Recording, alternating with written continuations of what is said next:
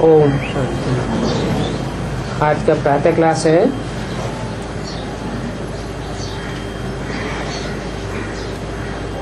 1 अप्रैल 1968।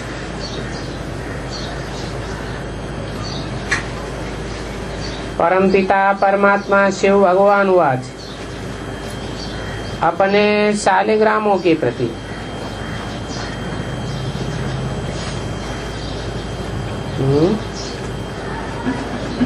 इसके प्रति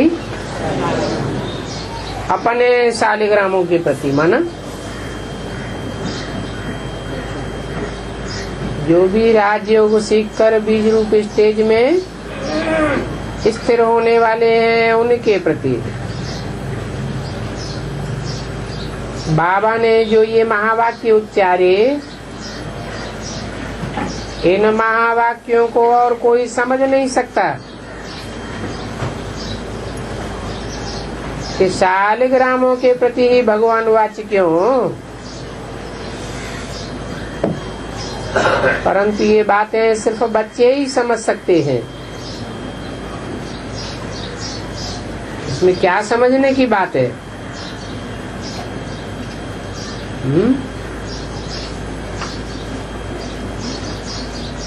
इसमें समझने की बात क्या हुई कि भगवान वाच स्पेशल के प्रति क्यों? भगवान तो सभी आत्माओं का बाप है, तो सभी आत्माओं के प्रति भगवान वाच क्यों नहीं? हाँ, जो बच्चे बेसिकली ही अपनी कट नहीं उतार सकते, आत्मिक रूप में बेसिकली भी स्थित नहीं हो सकते, अपने को आत्मा समझने की स्टेज पर ही नहीं पहुँचे, तो उनको समझाना न समझाना बेकार हो जाता है।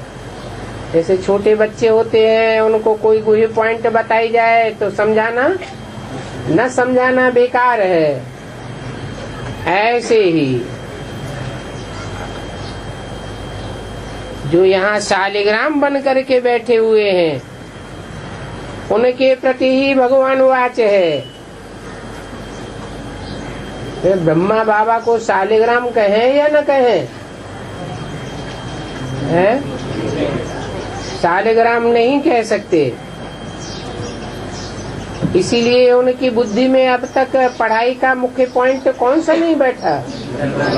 गीता का भगवान ये पॉइंट बुद्धि में अभी तक नहीं बैठा।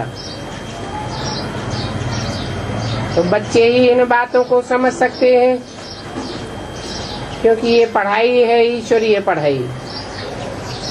बेहद का बाप आकर के पढ़ाते हैं।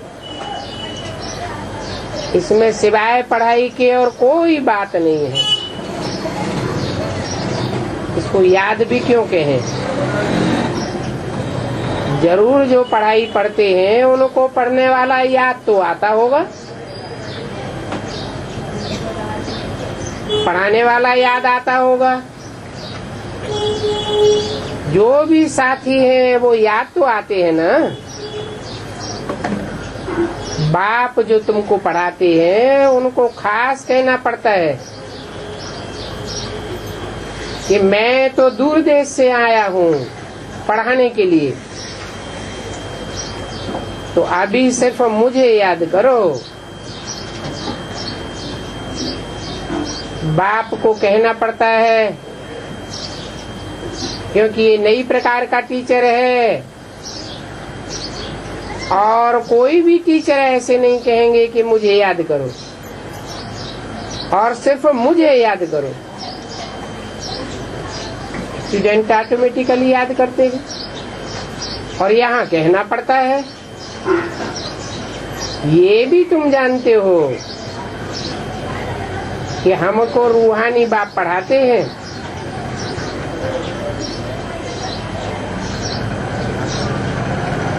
पढ़ाने वाला कोई जिस्मानी बाप नहीं है। रूहानी बाप इन आँखों से देखने में नहीं आता है, परंतु पढ़ाते हैं। तो पढ़ाने के लिए तो मुख चाहिए, साकार चाहिए। तो साकार देखने में आता है, परंतु ये निश्चय की बात है। क्या साकार कब देखने में आवेगा? साकार हमें पढ़ा रहा है मुख के द्वारा, ये देखने में कब आवेगा? जब ये निश्चय बैठ जाए कि पढ़ाने वाला इसमें सुप्रीम बाप बैठा हुआ है, जो इन आंखों से दिखाई नहीं देता है। परंतु ये निश्चय की बात है, माया रूपी दुश्मन तुमको भुलाए देती है। जो न भुलाने की बात है वो भी भुलाए देती है। नहीं तो शिक्षा देने वाले को कब कोई भूलते नहीं है, परंतु यहाँ बच्चे कह देते हैं सुप्रीम टीचर को कि हम स्टूडेंट आपको भूल जाते हैं। बाप कहते हैं भूल जाने से तो तुम्हारा ही नुकसान होता है। तुम आत्माएं जो तम प्रधान से सतो प्रधान बनने आए हो, उनको तो जरूर याद करना है। यही जो डिफिकल्ट बात है, क्योंकि वो बाप है और निराकार है, और सारे 5000 वर्ष में कब कोई ने ऐसा नहीं कहा है कि बच्चों मुझे याद करो। सुप्रीम बाप को याद करना पड़ता है।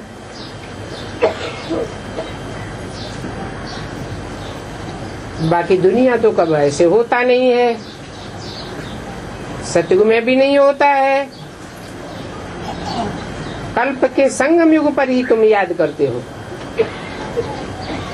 तो ये नई बात हुई ना।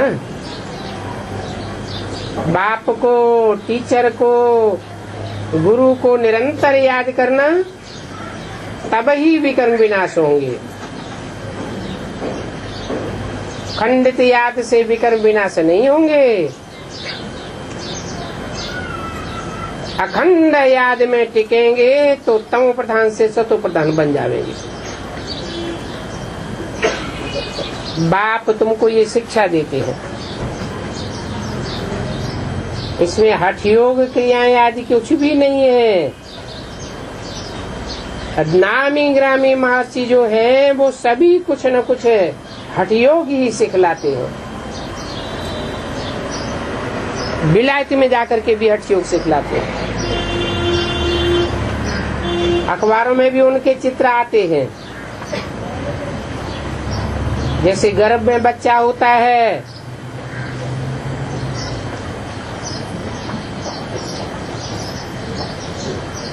ऐसे ऐसे करके सुला देते हैं। कहेंगे ब्रह्म को याद करो, परंतु वो अभी पूरा नहीं करते। ये सभी भक्ति मार्ग की बातें हैं, वो सब कलयुग में होती है। अभी तुम हो पुरुषोत्तम संगम युग पर, जिसका सिवाय तुम ब्राह्मणों के और कोई को पता नहीं है। और इस संगम युग पर ही बेहद का बाप आते हैं। तो जब किसी को पता ही नहीं है तो जरूर मुझेंगे। कोई शास्त्रों में भी ऐसी बातें नहीं है। पढ़ाते हैं बाप तो जरूर कुछ लिखत में भी होना चाहिए। और इस पढ़ाई की लिखत भी सिर्फ संगम युग पर ही होती है। आगे पीछे इस पढ़ाई की लिखत नहीं होती। तुम पढ़ते हो, लिटरेचर, मैगजीन आदि छपते रहते हैं। बच्चों को ये पक्का होना चाहिए हम संगम युग पर हैं। ये है पुरुषोत्तम संगम युग। बच्चे पुरुषोत्तम अक्षर को भूल जाते हैं। तुम्हारी भाषा अर्थ साहित्य एक्यूरेट होनी चाहिए।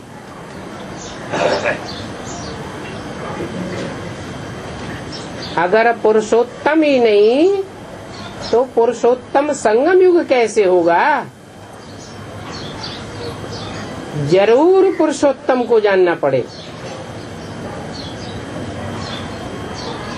ये कल्याणकारी पुरुषोत्तम संगम युग है और ये पुरुषोत्तम अक्षर बहुत जरूरी है। इसका अर्थ क्या है? पुरुषों में उत्तम पार्टधारी, उनकी फिर समझानी भी देनी है।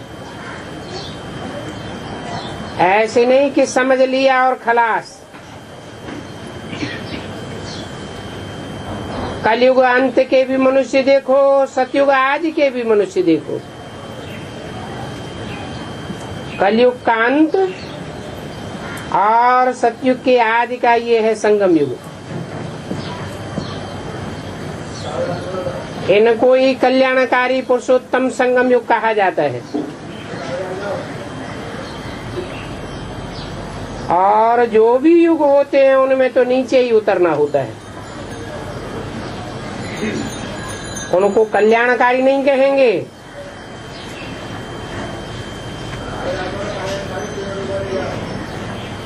दिन प्रतिदिन उतरते ही रहते हैं। कला कमती होती जाती है। इसलिए कोई भी युग को पुरुषोत्तम नहीं कहेंगे।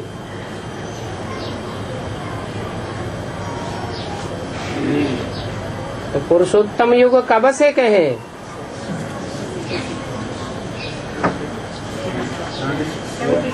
अगर 76 से कहें तो उससे पहले का क्या कलयुग था? है जैसे और सामान्य संगम युग होते हैं। सतयुग त्रेता का, त्रेता द्वापर का, द्वापर कलयुग का संगम तो होता है ना। ऐसे ही सन 36 से भल भगवान बाप आया, परंतु पुरुषोत्तम को किसी ने प्रैक्टिकल में, साकार में जाना नहीं। तो बच्चे पुरुषोत्तम अक्षर भूल जाते हैं। ये पुरुषोत्तम अक्षर बहुत जरूरी है।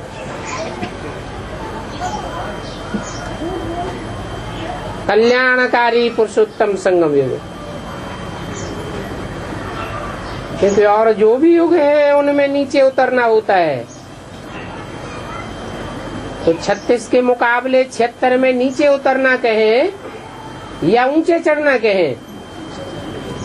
है नीचे उतरना कहें।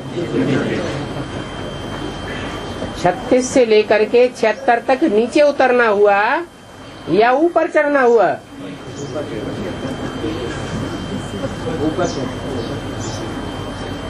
कुछ कह रहे हैं नीचे उतरना हुआ, कुछ कह रहे हैं ऊपर चढ़ना हुआ। है? हाँ, 76 में जो भी आत्माएं 76 से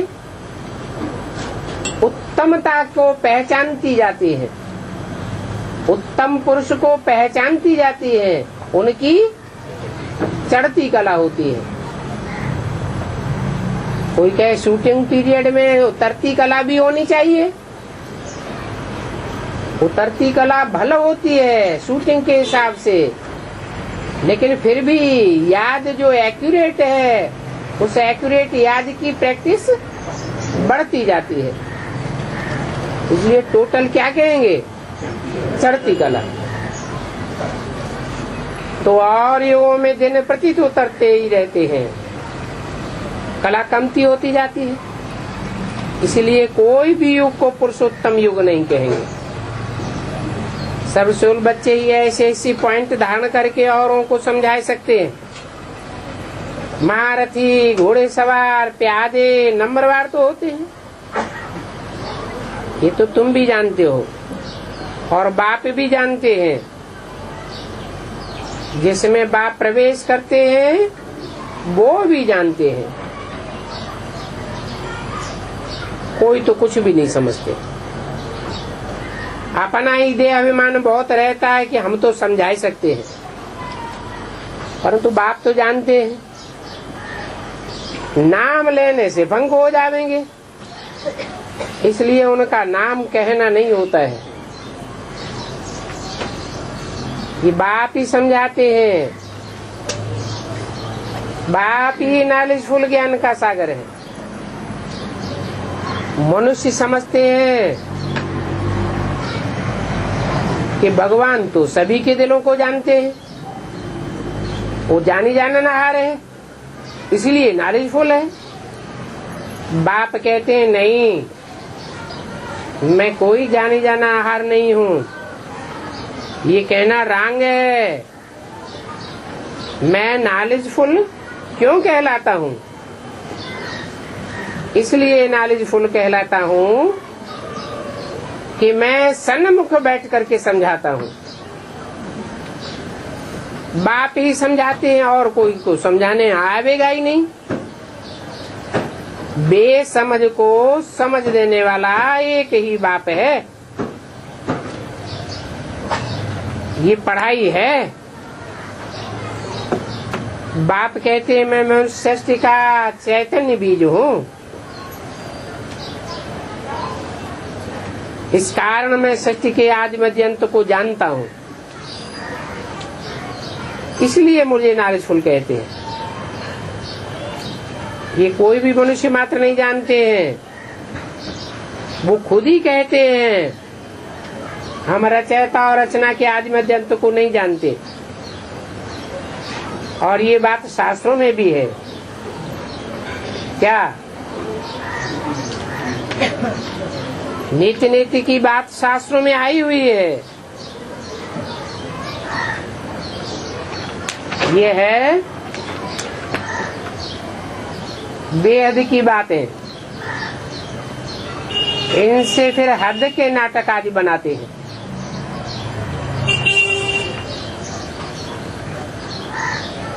एक 468 की वाणी का दूसरा पेज। ये भी बच्चे जानते हैं, हद के बाप से हद का वर्षा मिलता है और बेहद के बाप से बेहद का वर्षा मिलेगा। बेहद का वर्षा देने वाला बाप, उसको सभी याद करते हैं। और वो क्या वर्षा देते हैं ये अभी तक किसी को समझ में नहीं आता। गायन करते हैं परंतु उनको ये पता नहीं है कि बेहद का टीचर भी है, और वो बेहद का टीचर पतित पावन भी है, लिबरेट करने वाला है, सदगति करने वाला है। भले बाप भी कहते हैं, परंतु सिर्फ कहते हैं कि वो गॉड फादर है। वो कब आवेगा, कैसे आवेगा, बेचारों को पता ही नहीं है। शास्त्रों में लिख दिया है कलयुग की आयु इतनी लंबी। यहाँ भी कोई आया था, कहा कि ये क्या बैठ लिखा है, ये तो तुम्हारी अपनी कल्पना है कि सृष्टि चक्र 5000 वर्ष का है। तुम्हारी कल्पना को ये सभी फॉलो करते हैं। फिर कहने लगा ये संसार बना ही नहीं। अब जिसको जो आता है सो सुनाता रहता है। कहा ईश्वर सर्वव्यापी है।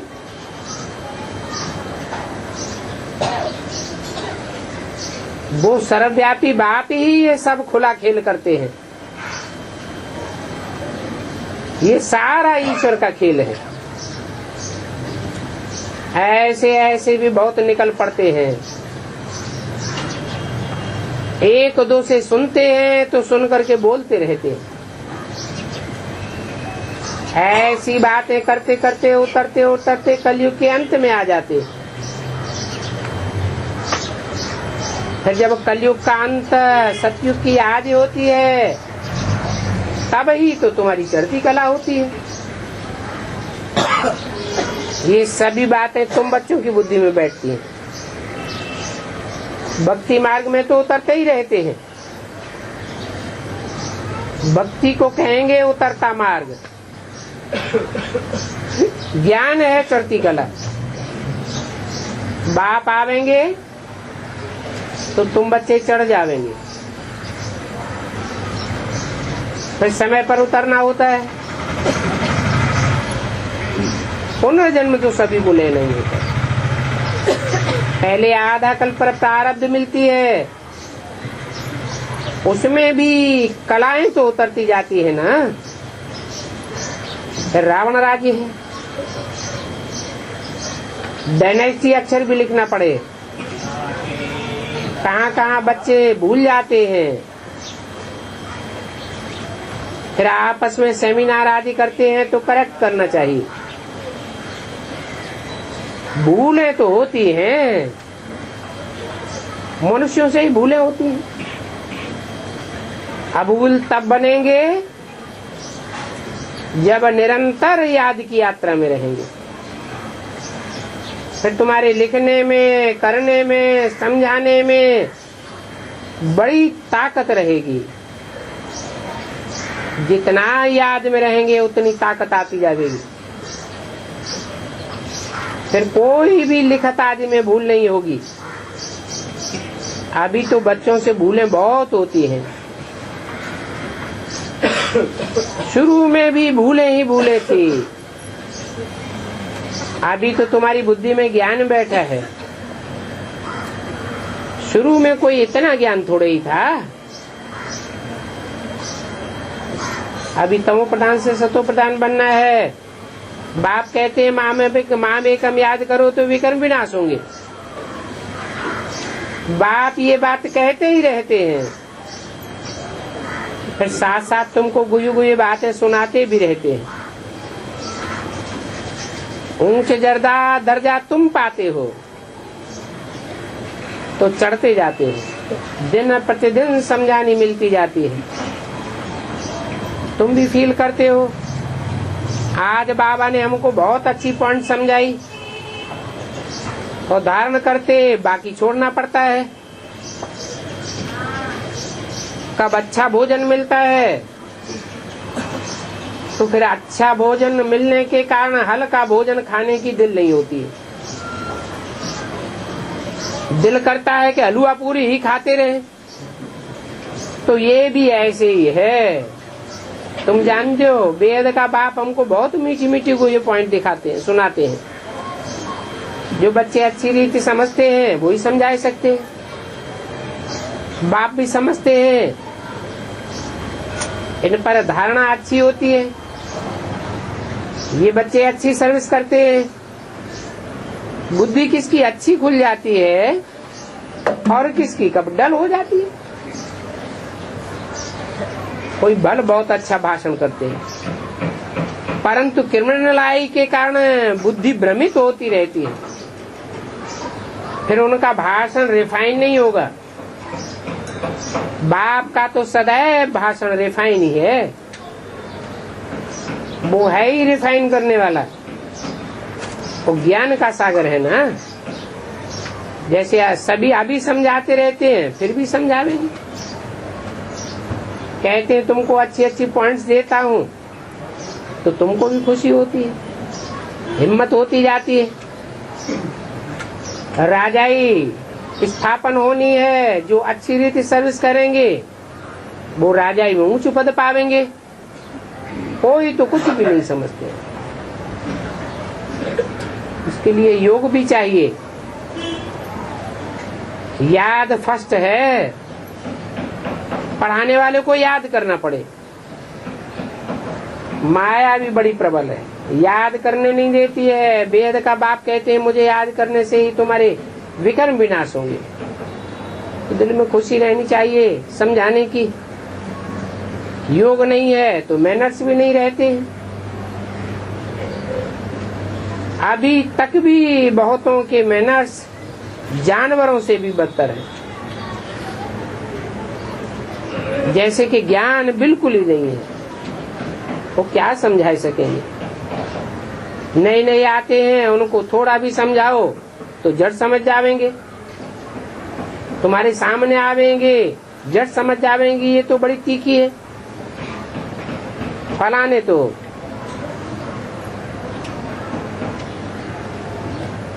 ऐसे ऐसे हैं जो समझा ही नहीं सकते। तुम हमको ऐसा समझाया, इसलिए कहते हैं हमको अनुभवी होशियार चाहिए टीचर। कोई को तो 20 वर्ष में भी कोई अनुभव नहीं होता है, और कोई को 1 हफ्ता में ही सारा अनुभव हो जाता है ज्ञान का। नई नई पॉइंट्स मिलती रहती है तो दिल से बहुत अच्छी लगती है, पुरानियों को धारणा होती नहीं है और नए नए फट उठा लेते हैं।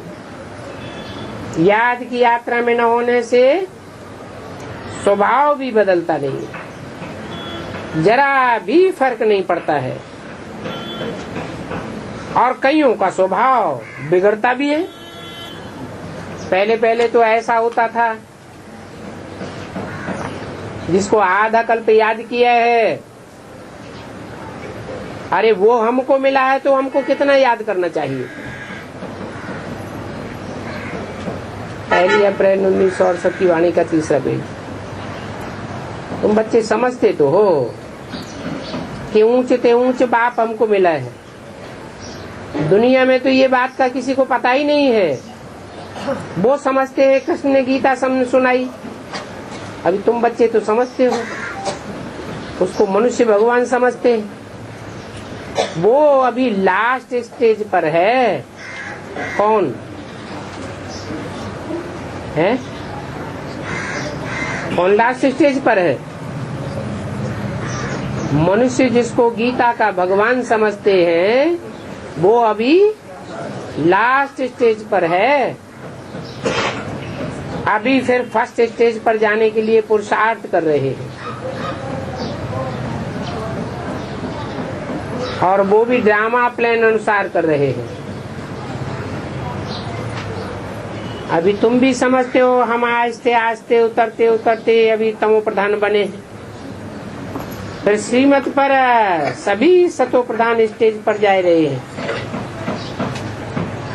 जाना तो सभी को है। बाप हमको याद दिला करके अमृत बनाते हैं। अमृत पीते हो तो अभूल बन जाते हो। देवताएं कब कोई भूल या पाप नहीं करते हैं। कोई व्यर्थ अक्षर उनके मुख से नहीं निकलता है। बाप कहते हैं भक्ति मार्ग में सभी व्यर्थ है। ऐसी व्यर्थ बातों को नहीं सुनो, न सुनाओ। बहुत बच्चे हैं जो आपस में लड़ते हैं, व्यर्थ बोलते हैं। बाप कहते हैं कभी व्यर्थ मत बोलो। Hear no evil, see no evil, talk no evil, सख्त मना है। व्यर्थ कोई बोले भी तो तुम उनको रिस्पॉन्ड मत करो, चले जाओ। परंतु गुस्से में आकर के रिस्पॉन्ड जरूर कर देते। बाप की शिक्षा पर तो कोई झगड़ा आदि नहीं होना चाहिए। Here no evil. इन बातों के अर्थ को दुनिया में कोई नहीं जानते हैं। जो महारथी बच्चे हैं वो समझते हैं व्यर्थ नहीं बोलना चाहिए, व्यर्थ बोलना इविल है। एक ने बोला तो दूसरा कान बंद कर दे, इससे भी बेहतर है किनारा कर दे। इसमें भूत आता है तो अच्छा नहीं लगता है, किनारा करना अच्छा है। नहीं तो तुम्हारे में भी भूत आ जाएगा। न सुनने से दिल को रंज नहीं होगा। रंज तब होता है जब उसकी कचहरी की जाती है। तो बच्चों को खीर खंड होकर के रहना चाहिए। लूल पानी होने की दरकार ही नहीं है, तुम चुप रहो। एक मिसाल देते हैं ना,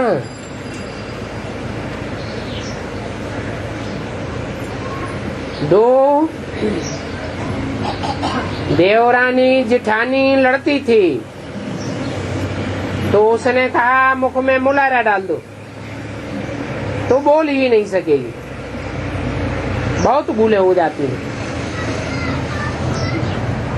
बोल बोल करके थक जाते हैं, फिर उनको पानी पिलाते। बाप तो रोज समझाते हैं, एक दो को भाई भाई देखो, जिस्म को देखो ही नहीं। जिस्म को देखेंगे नहीं तो फिर बोलेंगे किससे? भाई भाई की दृष्टि रखो तो चुप रहेंगे, चुप होने का ही नॉलेज मिलता है। बाप को याद करो, मुख से कुछ भी न बोलो, बाप को याद करेंगे, पढ़ाई में मस्त रहेंगे, बातें करने की दरकार ही नहीं। तो समझाना होता है कि ऐसे ऐसे करने से तुम याद की यात्रा में रह सकते हो। सुदर्शन चक्रधारी बन याद की यात्रा में रहो। बाप बच्चों के सत्य के आदि मध्य अंत का ज्ञान सुनाते हैं, और फिर शांति का सागर भी है। तुम उनके बच्चे हो तो तुम भी शांति के सागर बन जावेंगे। तुम भी वापस जावेंगे तो तुमको ऐसे ही कहेंगे, ये शांति का सागर है, सुख का सागर है। फिर तुम तो यहाँ आते ही हो, तुबके से बदल करके सागर के बच्चे बनने के लिए। फिर है अपनी अपनी प्रारब्ध। ये सारा ड्रामा मनूद है। बाप कल्प तुमको समझाते हैं। बाप की ये नॉलेज कितनी वंडरफुल है। ये कोई मनुष्य की नॉलेज नहीं है। बेहद का बाप जो निराकार है वो नॉलेजफुल है, उनकी ये नॉलेज है, और कोई ये नॉलेज दे ही नहीं सकता है। इसको कहा जाता है कहानी बाप की नॉलेज। ये ऐसी कहानी है सत्यनारायण की कथा, जिसको रूहानी नॉलेज कहा जाता है। कितना प्यार से पूजा करते हैं, सत्यनारायण की कथा करते हैं, जरूर उन्होंने कुछ किया होगा ना। ये लक्ष्मी नारायण विश्व के मालिक होकर के गए हैं और पवित्र थे, इसलिए अपवित्र मनुष्य उनकी पूजा करते हैं, उनके आगे माथा टेकते हैं। वास्तव में पतित को पतित के आगे माथा नहीं टेकना चाहिए। कन्याएं भी पवित्र होती हैं तो सभी उनको माथा टेकते हैं। सन्यासी जो पवित्र रहते हैं वो भी माथा टेकते हैं। फिर कोई कन्या जब अपवित्र बनती है तो सभी के आगे माथा टेकना पड़ता है। सन्यासी भले पवित्र रहते हैं परंतु सदैव पवित्रता तो उनके पल्ले नहीं पड़ती। जन्म तो फिर भी उनका विकार से होता है। तो ये है ही पतित दुनिया। एवर पवित्र तो कोई हो ही नहीं सकता। वो तो एक ही बाप है। इस पतित दुनिया में आने के बाद भी, पतित तन में आने के बाद भी एवर प्योर बनकर रहता है। रावण राज्य के बाद ही ये पतित होते हैं। उनको कहा जाता है संपूर्ण निर्विकारी दुनिया। वो देवताओं की दुनिया है, वाइसलेस वर्ल्ड है, और ये है विशियस वर्ल्ड। मनुष्यों की बुद्धि में ये आता ही नहीं है कि आज सनातन देवी देवता धर्म वाइसलेस था। फिर कहेंगे सेमी वाइसलेस, फिर होते हैं विशियस। अभी तो सब विशियस है। कलाएं कम होती गई और शार्ट करके जाना तो चाहिए फुल में, फुल वाइसलेस। मैं तुमको पढ़ाता हूँ तो क्यों नहीं फुल वाइसलेस बनना चाहिए। स्वर्ग का मालिक बनाने के लिए आता हूँ, पीछे तो सेमी स्वर्ग कहेंगे। पूजा भी पहले अब भी विचारी, फिर भी विचारी हो जाती है। तो ये सभी बातें बाप बैठ समझाते हैं। जिन्होंने अब भी विचारी पूजा की है वो अभिचारी याद में भी टिकेंगे, और जिन्होंने सिर्फ विचारी पूजा की है वो याद भी उनकी विचारी ही बनी रहेगी। जिन्होंने ज्यादा भक्ति की वो ज्ञान भी जास्ती उठावेंगे, और जिन्होंने भक्ति ही कम की वो ज्ञान भी कम उठावेंगे। कोई ने आदि में भक्ति जास्ती की है, अंत में भक्ति बिल्कुल नहीं करते। तो शूटिंग पीरियड में भी उनका पार्ट भी ऐसा ही चलता है। जो बहुत पढ़ेंगे वो ही बाइसलेस वर्ल्ड में जाएंगे, जो फेल होते हैं उनको तो शांति धाम ही मिलता है। ओम शांति।